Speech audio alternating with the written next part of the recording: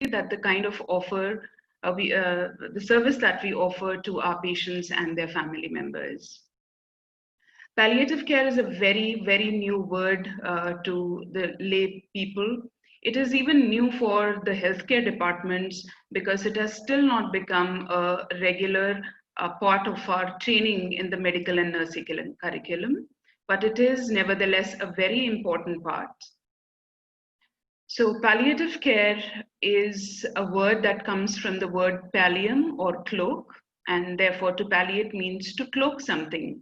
And in this case, to cloak the suffering of people who are going through a difficult medical challenge. It is a medical subspecialty that came in the 1970s in the United Kingdom, and I was very privileged to train in the same hospice, St. Christopher's Hospice, where it was first started in London. In India, it came in the early 1990s, and cancer support became a part of palliative care provision in 1996.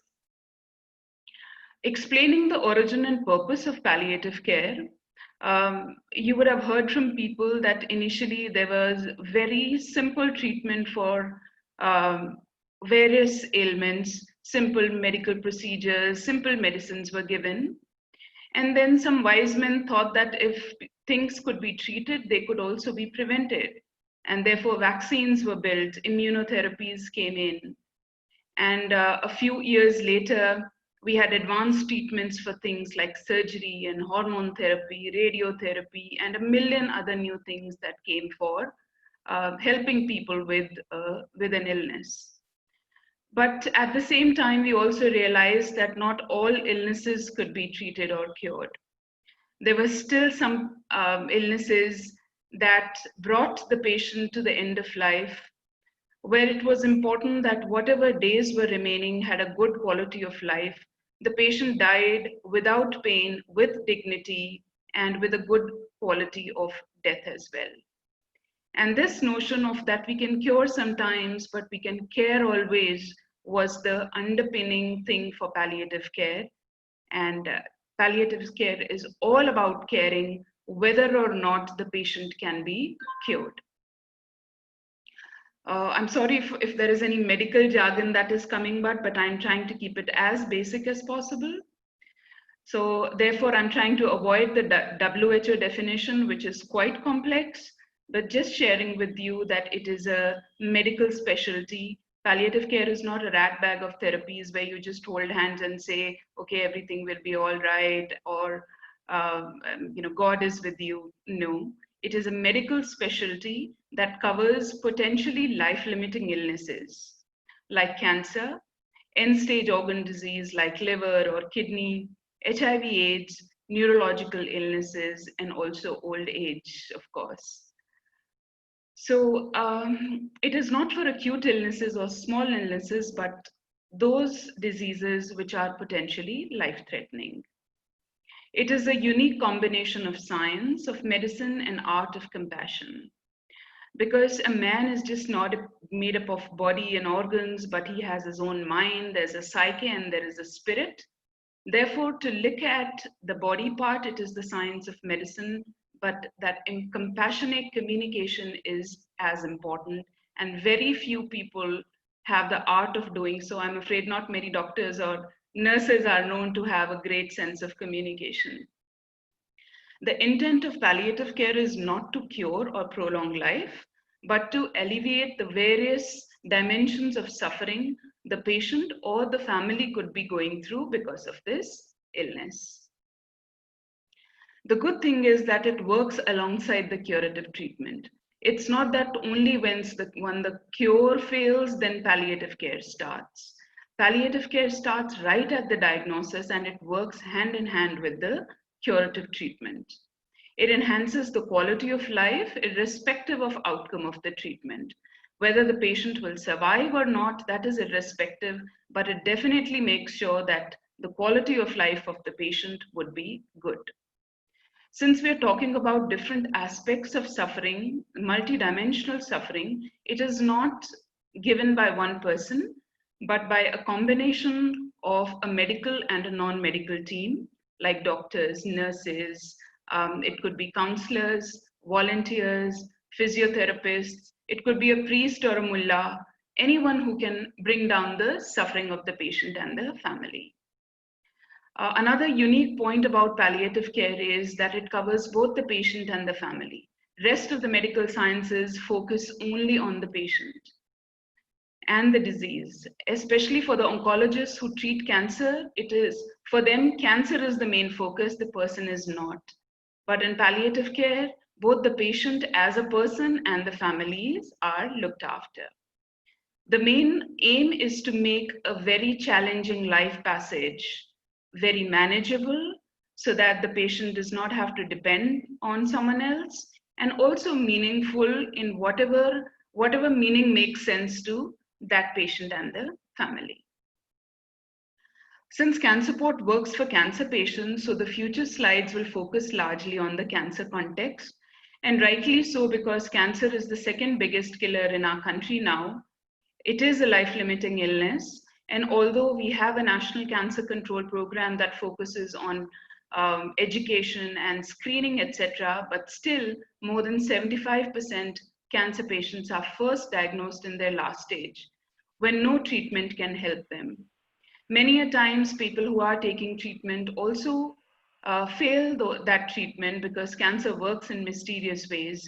And therefore, these people, whether they are diagnosed in the last stage or have failed their treatment, become beyond medical help and are sent home by these hospitals, not knowing how to help them after this. So how does the cancer journey and the palliative care interface work? As I mentioned, palliative care works right from the diagnosis till death and even beyond the death of the patient. So if we look at the journey of a cancer person, there is a diagnosis, and if everything goes okay, the person receives treatment and survives. However, for more than 75% of the cases, this is not the straight path, but the patient is either diagnosed too late, where the star is, or has an unsuccessful treatment, and therefore comes to a stage where survivorship is no longer possible, but there is an end of life, then there is active dying, and then of course the patient dies after that. And along all this journey from diagnosis to death, palliative care helps at every stage. Throughout this journey, the first thing that palliative care helps is making factual information be known to the family so that they can make an informed decision about the care. This is especially so when the treatments have failed, because families try and go on finding miracle cure. You know, that there's the cow's urine that needs to be drunk, or some Baba Ji ki Bhabooti will help, or US में एक नया drug trial चला है. So it's very understandable that every family wants to do that because they love their patients so much. But many of them do not have their resources, and they have to make a choice between whether to continue their child in school or to get another treatment trial for their patient. So in such a case, throughout this journey, we help patients, especially the poor ones, help make informed decisions for their future goals of care. Then in the green side, which is the treatment and survivorship, the first thing that we do and help the patients with is counseling and peer support. When a person is first diagnosed with cancer, the first thing that comes to their mind is death, because this is how we associate cancer with. This is the time when the patient and the family require counseling as to what are the options available, what are the emotions that we are dealing with, and of course, peer support, where that person wants to meet with another person of a similar disease and see that that person has survived. So when this newly diagnosed person is made to meet with a survivor of the same illness, there is a story of hope going on. He can see that this person has survived and so can I. So that courage, that hope lingers, and the patient is able to see his future in a more positive manner.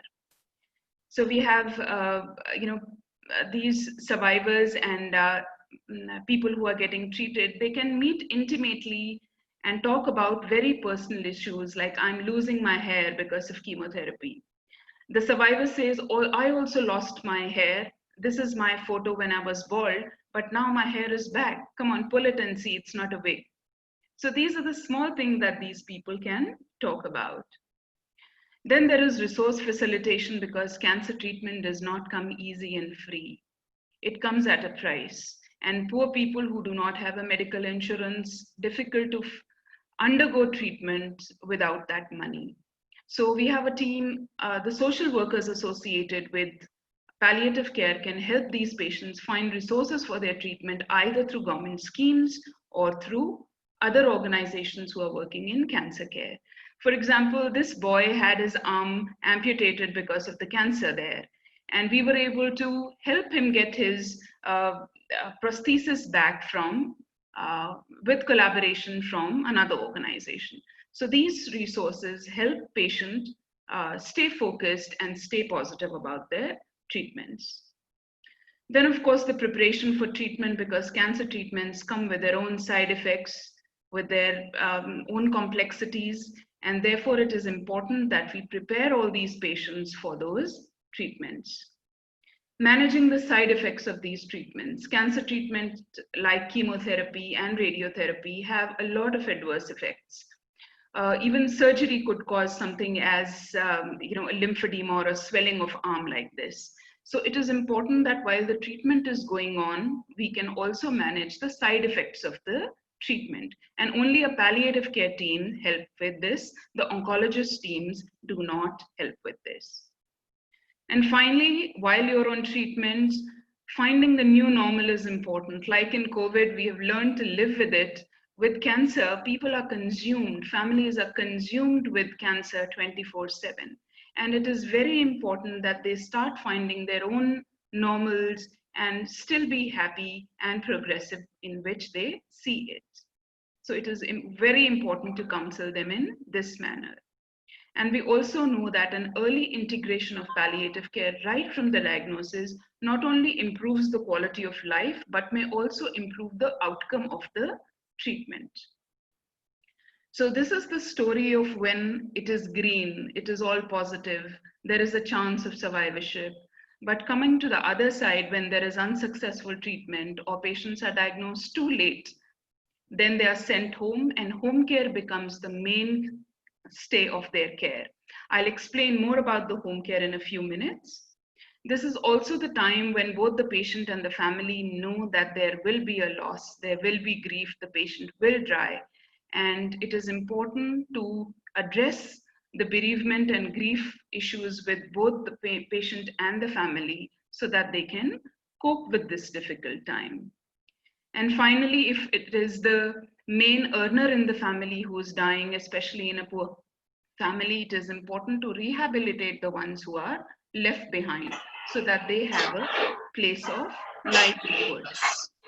So all these things are covered under palliative care, right from diagnosis to death. CancerPort does all these things, and it was started and founded by Mrs. Harmala Gupta. There's a picture of her here. She's a cancer survivor. She still lives and continues to inspire us on a daily basis. Starting from just 2 people who volunteered at CancerPort, now we've become the largest palliative care service in India, running 39 projects across 4 states of Delhi, Haryana, UP, and Punjab. We have also replicated our program indirectly through collaborations with state governments in Kashmir, in Raipur, and in other places. Every year, we are able to support 40,000 cancer patients and their families. We have 110 doctors, nurses, and counselors on our teams, and about 300 volunteers like yourselves who are part of our day-to-day program. All our services are completely free of charge, irrespective of what the socioeconomic status of the patient is. We run a lot of palliative care education and training courses and do a lot of research around how to better palliative care in the country. We have a telephone helpline. I'll leave these details on the last slide, where anyone from India and abroad can call up to seek information and emotional support and referral for palliative care services. Like I've explained earlier, we have a peer support and counseling program, a hospital-based counseling program so as to prepare patients for their treatments, a resource facilitation program run by social workers, and outpatient palliative care clinics. We have 2 of them where we help patients to mitigate the side effects of their treatment. We have a daycare where we involve children with cancer, teenagers, adults, and their family members to bring the normal in their life. And finally, the home care program, which is the core program that we deal in. Before I start with the home care, these are a few photos of our daycare program. These are run in our daycare centers where children with cancer under treatment are brought in and given a time of normalcy in form of anything, education, picnics, paintings, whatever they feel normal with. They're also offered nutritional support so that they can build the immunity and take their treatments properly. There is an education component and a service to the caregivers as well. This is one program that is completely run by volunteers, and your Rotary Club members are most welcome to enroll as volunteers for this program. It gives you a very meaningful work that you do with these children and teenagers in various modes and methods. Coming finally to our day home care program, which is our core program and is the recipient of the World Health Organization Award. It is run for those patients who now have advanced cancers. Their survivorship is very remote. They will die at one point, maybe in 2 weeks, maybe in 2 years, we don't know. But we try to alleviate their total suffering, both of the patient and the family members, starting with the physical support, because at this time when the patient has a lot of pain, a lot of symptoms associated with cancer, there are social and emotional concerns, which could be anger against God or the medical fraternity, fear of death, fear of meeting God, social concerns because they leave their jobs or they are sent off from their jobs, or a parent worrying that their child survivor may not get married, or the myths and misconceptions around cancer that if people will not marry my daughter because I am a cancer survivor. So all these things are important to address. Then a big social, in addition to the social component, is the spiritual part, where we ask questions like, why me?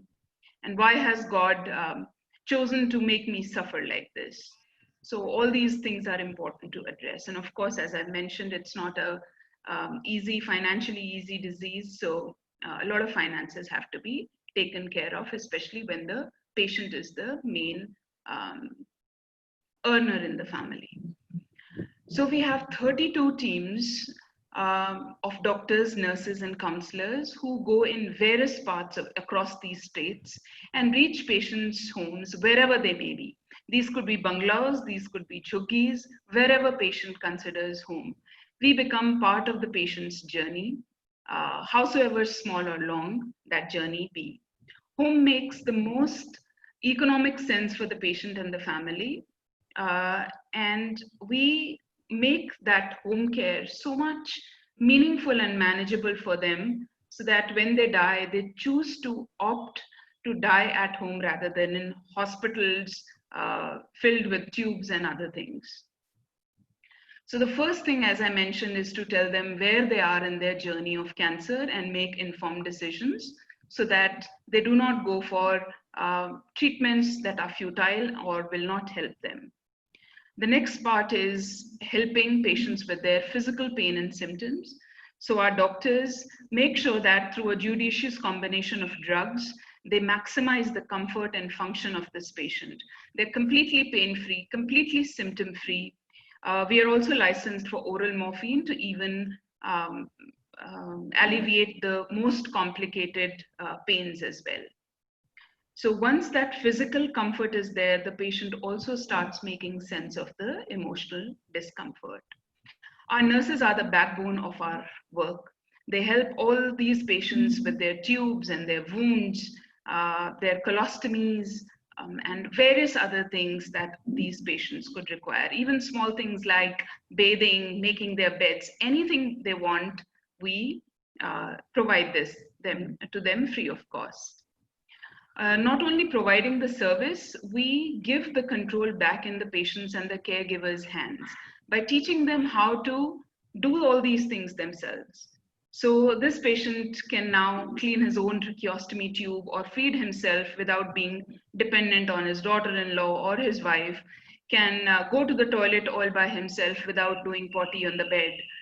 And the family is also taught how to clean the wounds and take care of their patients in their homes. All these things, the suction machines, everything is provided free of cost to the family to function well.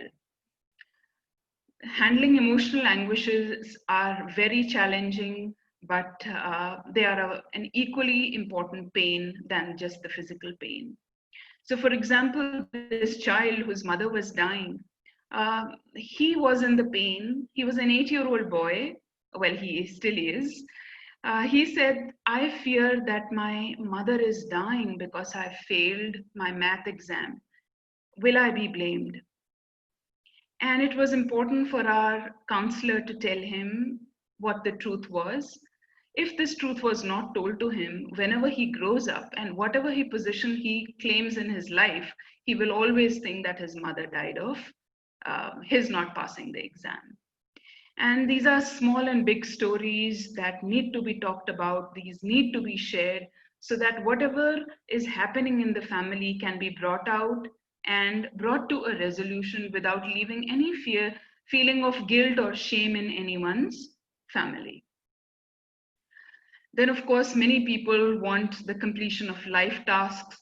Someone wants to say कि मैं 10 साल से अपने भाई से नहीं मिला हुआ हूँ, माफी मांगना चाहता हूँ उससे, या अपनी बेटी को स्कूल में एडमिट कराना चाहता हूँ क्योंकि उसकी माँ तो पहले ही चली गई है, मेरे पीछे कौन देखेगा, उसको ऑर्फनेज में दाखिला दिलवाओ. Some people say that, you know, I've been a CEO my entire life. Now I feel that I'm burdening my family. So I want to feel valued even till the end of my life. Some elderly feel that मेरे बेटा बहू सोचते हैं कि cancer छूत की बीमारी है, वो मुझे मेरे पोते से या पोती से मिलने नहीं देते. These are the stories that we work around. And this lady, it's a very, very special story. This lady was dying on the right side, and she had only one son. उसने कहा कि मैंने कभी अपने पोते का मुंह नहीं देख पाऊंगी, पोता पोती जो भी है, क्योंकि मैं अभी जल्दी मर जाऊंगी, मेरा पोता और 7 महीने में पैदा होगा, क्या करूं? So we took the permission of her daughter-in-law, took her to the ultrasonologist so that at least she could see the ultrasound figure of the child, and we put a printout of that child, and she pressed it to her heart when she was dying. So these are small and big things which make a lot of meaning to these patients and their families. So it's not just about the medicine and the nursing, but also the various things. And most importantly, in the last few days, nobody remembers what your CV looked like, whether you were the Prime Minister of India or the President of US. They only want to hear these 5 things. They want to say, I love you. They want forgiveness. They want to say their goodbyes and thank yous. Because if these things remain unsaid, then it leaves a lot of guilt in the family. But when it is shared, it can be a gift for the dying person. So the last few days, it is very important to bring the entire family and make sure that the passing away is meaningful for everyone. Our main aim is also to let the patient die at home, because many families start fighting कि नहीं, there's something still can be done, इनको last minute पे ICU में भर्ती कर दो, where she will not see her family. She will be fitted with tubes, but we prepare the family and the patient to die at home so that that panic converts to peace and the patient goes away peacefully in the loving arms of her or his loved ones. We may not be able to add days to their life, but palliative care adds life to days. This is the photograph of a person one day before his death. It does not look like that there is any grief in the family. The wife will always remain, be reminded of this happy situation and will always carry this photograph in her heart for whatever time she lives. And this is what our goal is. When the patient dies, it is our counselors visit those families again and again to make sure that they're able to cope up and move forward after their grief and bereavement.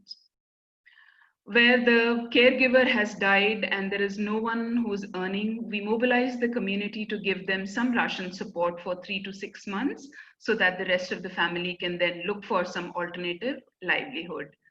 We help mobilize sewing machines, or even just 7,000 rupees can create this thela where the family can earn their living out of. We also have a very special program wherein we train the daughters and wives of the demised patients as nursing aides. These are then trained with us at home care, in home care, and also in hospitals so that they can become health home aides. They can become general duty attendants in various hospitals and earn a livelihood. Our work has been recognized and awarded by the World Health Organization, and we have together created guidelines for home-based palliative care. Our journey with the patient starts with living well to leaving well, whenever that happens. And we've heard many things from our beneficiaries, but this is the best quote that we got, that you were the tour guide in my final journey.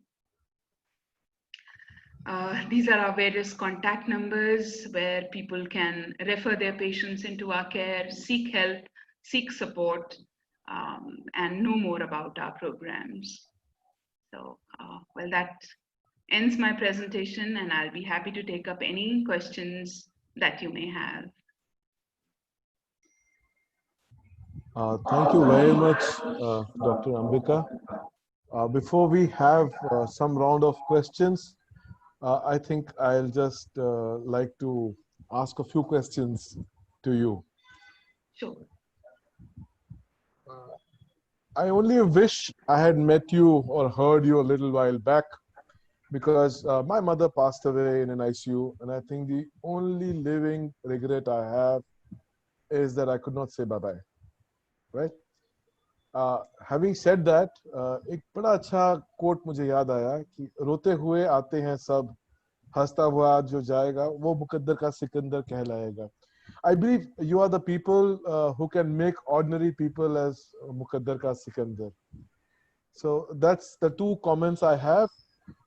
I just want you to highlight one part, and that is, people say there is quality of life and quantity of life. You know, when my mom was in 4A, this was something which we were kind of deliberating. The quality of life and quantity of life, and the right of a person to live and not to exist. If you can throw some light on it. Sure. Well, I think we can put all these questions to ourselves, because putting it to someone else may not be relevant, or we all are individual beings with our own thought process. So if you could just ask this question to ourselves, one day, if time comes, and when time comes, when we are dying, what would we focus more on?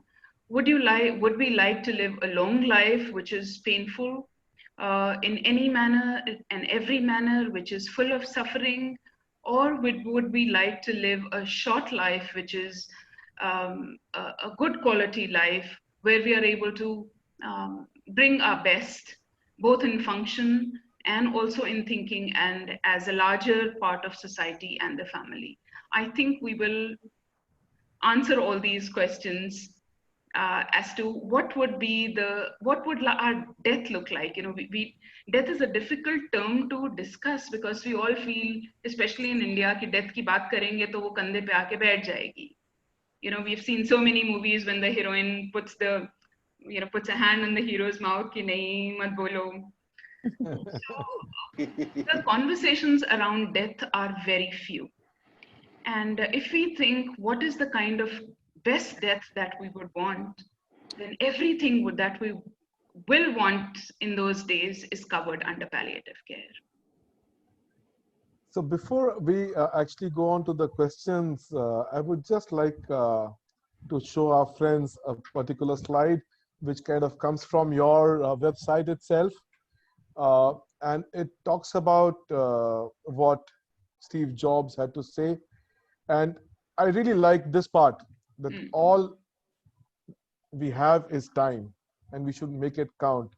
I would also like to share with my fellow Rotarians that this is a website on which you can go down and kind of donate here, or you can also register yourself as volunteer. And you can have, you just have to fill up this page, and thereafter they will get back to you and you can volunteer time, which is extremely important. Now I'll ask Kamal to take the next question. Kamal, you need to unmute yourself? Yeah, that's right.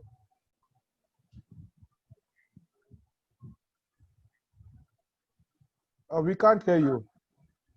Kamal, yeah, now you're there. No, we can't hear you. He's unmuted, but I think. Yeah, there's some issue. Can you just type in your question? We'll take it. Take another question in the meanwhile. Yeah. Kamal, if you can hear us, just type in your question. Gaurav, you're up. Yeah.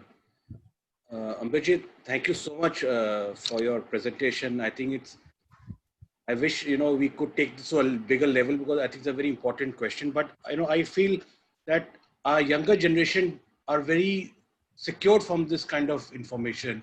And in our Rotary, we have something called the Interact organization, which is basically the school kids. So I'm just wondering that is some way that we could, maybe bring them to your daycare, or maybe you could come to the school. Because I think it's very important for a kid to realize how important are these journeys also. And, so the kids eventually starts working forward. So is there any way we could, kind of have a tie-up for that? Because we have a lot of Interact clubs in our Delhi district.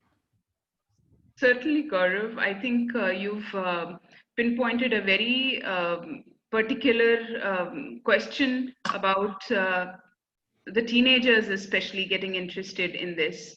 Well, our daycare, as I mentioned, is completely run by volunteers, and we have many such young volunteers coming from different schools and colleges.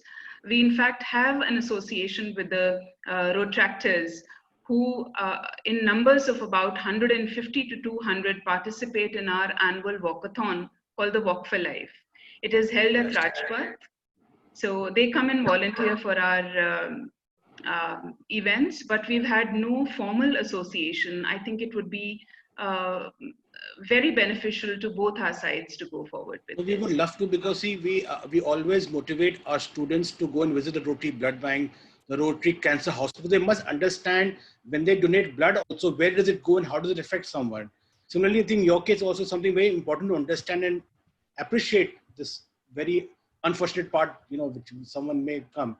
So maybe I'll talk to you offline sometime and take it forward. Certainly, there are various volunteering opportunities. Even for a day, they can do a storytelling session for the young ones, or a painting or a music session, whatever the Rotractors are willing to. Okay. Siddharth, I think Kamal's questions come on the chat. Thank you so much, Kaji. Thank you so much. So I'll just read out a question, ma'am. It is, how effective is to hire a nutritionist like Luke Coutinho, I'm sorry, I can't pronounce it correctly, to manage post-treatment cancer care? Right. You see, nutritionists are specifically designed to create a nutrition framework for different illnesses. It is very helpful, especially while they're undergoing treatment, because there are certain do's and don'ts to eat while a person is undergoing treatment, which may not be clearly explained by the treating doctor.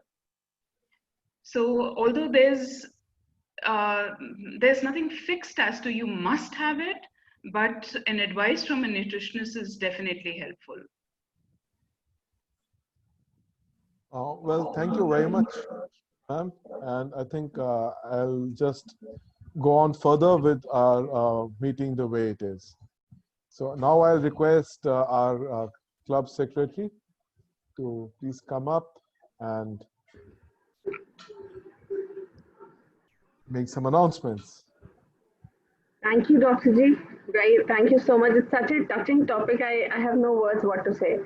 But I hope you've received our thanks in terms of a small token. Yes, yesterday. Archana, thank you very much. It's a beautiful photo frame, and I believe it will be put to good use in our office. That's nice. Thank you. Okay, now coming on to birthdays. Today is Veena Auntie's birthday. I did call her up, and she's very sorry that she had to miss the today's meeting. She has to go take care of her mother. But she thanked everybody on she told me to thank everybody on her behalf. And 5th, we have Kamalji's birthday, 5th August. Kamal is just joined back. He's mute. Can you? Okay, nahi ho raha. Oh, he's there. Happy birthday, Kamal. Happy birthday, Kamal. Happy birthday, Kamal bhai. In advance. In advance, yes. 2 days after Rakhi is his birthday. नहीं अयोध्या में जिस दिन पूजा होगी उस दिन है. Okay, 8th August is Mahesh ji's birthday. Very good. And Vimal Khurana ji's wife Meenu's birthday, Meenu ji's birthday. Happy birthday, Mahesh ji. Happy birthday. Happy birthday, Mahesh ji. 12th August is Anuja's birthday, Anuja Dubey. Happy birthday. Happy birthday in advance. Happy birthday. Dear. Thank you for joining in. 14th August is Deepak Trikha's birthday. I don't know, he's still there. Yeah, he is very well. Deepak. Happy birthday, Deepak. Thank you very much. Thank you, everyone. Birthday in advance. Thank you. 17th August, we have Sunaina's birthday. Oh wow, where is Sunana? Is Neeraj there? No, they had to leave for some little urgent thing. They were expressing regrets for today. Okay, chalo. Unfortunately, had to leave for some event. That is 17th of August, huh? August, Hanji. Okay, thanks, sir. Thanks, Aishima. Thank you. And no anniversaries. That's it. Thank you, Siddharth. Siddharth, you are muted. Murphy at its best. Yeah. Hello, Ramesh ji. We missed you. I just came in actually. How are you? Good. How was everything? Sorry, I missed you today. Got stuck up in a. Yeah. Not a virtual meeting, but actually. Anina ji, can I please request you for a word of thanks, please? Siddharth Palena, I think Pawan will make the sunshine announcement. All right. Pawan, are you around? Yes, sure, buddy. Of course, you have to be around. So what's the scene like today? Well, I would just like to request everyone that, first of all, we had a great piece of information about this CAN support. And I share my sentiments with Siddharth that someone very close to me also passed away last year. And I feel that had I been linked with CAN support, some better way would have been worked out for that person. And my only suggestion, it is really commendable and hats off to you. And you are the pillars of society, which is taking good and making good on this earth, in this universe. So my great deepest thanks to your team and your good self and Mrs. Gupta, who founded this organization in 1996. And I like all the Rotarians and all the members that please, today's sunshine is going to go for this CAN support. This is the fantastic cause and fantastic foundation.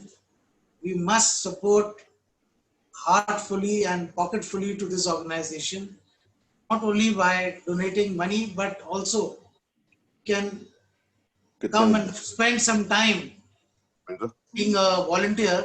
That itself would be a fantastic thing. Thank you very much, everyone, and thank you much, Dr. Rajvanshi. It was splendid hearing you, and I request all the members to please give us good sunshine, and all this collection will go to CanCare. Thank you so much. Rajesh ji?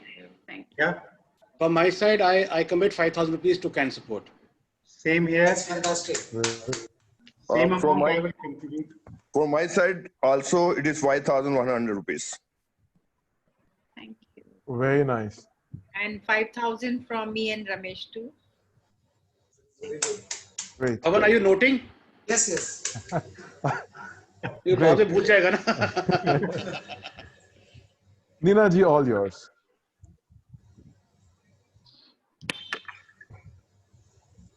What do I say? Actually, I'm very nostalgic, Dr. Ambika. First of all, thank you very much for having accepted the invitation. It was very mystic because last month, 12th June was my dad's first death anniversary, and that is when, as a family, we had decided that we are going to be sending our annual donation in the name of my dad and also my mom, who passed away, of course, 27 years ago, to Can Support. And when I received her instant reply, immediately just struck me that why don't I invite Dr. Ambika to our club as a speaker. And there and then I wrote to her, and I'm really amazed at the swift response that I've never spoken to Dr. Ambika in my life. I have never met her. All that we had interacted was and communicated was on email. And the swift response, the beautifully worded emails only speaks of the compassion of Dr. Ambika and of course her team, whom we were very fortunate. You know, today listening to Dr. Ambika, I didn't know much about palliative care. I think my dad's spiritual journey, and probably he was, and we as a family were extremely blessed that on 9th May, he was diagnosed of cancer, terminal stage of kidney cancer, and he was doing pretty okay, just that he had lost a little weight. He was a yoga master, he was now 89 years old. That we met a doctor, and the doctor talked about palliative care. And then he said that, you know, I could put you in touch with Can Support, and that is how our association with Can Support started. And it was on the 31st of May that Can Support team visited us after almost 2 3. And the first question they asked was, have you informed the patient? And even when I had called them, they said, if you have not informed your father that he's suffering from cancer, we didn't have the heart, the three of us, we didn't have the heart to tell him. So it took us almost 10 days to gather courage to tell him. And when we told him, he actually had no reaction and no response. It was something with, the fear was within us, not in the patient. And from then on, I think it was only 2 or 3 times that the Can Support team visited. Generally, they visit once a week. But the doctor, Dr. Ishka, who was associated with us, after one visit, she had to move to Vellore, and the way she continued to connect to us at 11 after her training, 11 in the night, it's no joke. Even the smallest of the things that they told us made so much of a difference. They made so much of a difference. My dad didn't have to take any painkiller. In his entire life, he had never taken any painkillers. And before he passed away, he just took 2 painkillers. And when he had stopped taking food and eating anything and even drinking water, when Can Support team came and they told us that we wanted to have the food pipe placed, but they refused. They said he doesn't have more than 24 to 48 hours and there is no point. It's okay, let him die peacefully. Why do you want to insert and give him pricks and pains? He had only 1 injection in the last 15 days of his deep I would say that those were his deep suffering days. So our first association and our first-hand experience of Can Support was super brilliant. And let me also tell you, when the first time the team visited us, we had question marks on our faces because we were looking at somebody very professional, somebody, they were very simple, very down to earth, and extremely compassionate and very clear in their work. They spent 2.5 hours at our place, and it is a free service. So thank you, Dr. Ambika.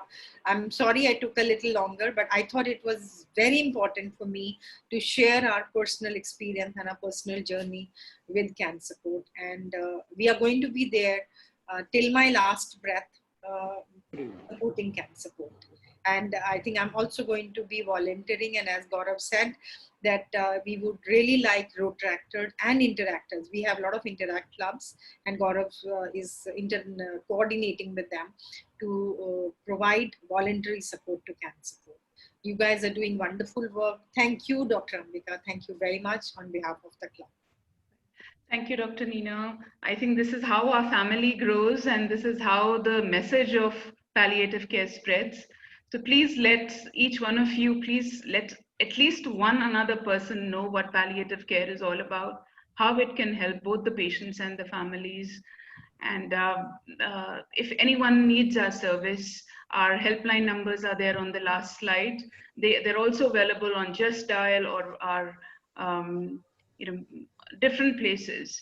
If you want us to reach to different Rotaractors, different clubs, probably the schools and colleges that your children go to, your offices where you want us to bring the message of palliative care, just let us know and we'll happily do it once the lockdown and everything opens, of course. But let no one die in pain and without dignity. I think we all need to hold each other's hands, because one day we will be in that situation when we will receive palliative care. We will need it. Sure. Thank you so much. Thank you very much. Thank you. So thank you, Dr. Ambika, for that such an informative session. Honestly, I also did not know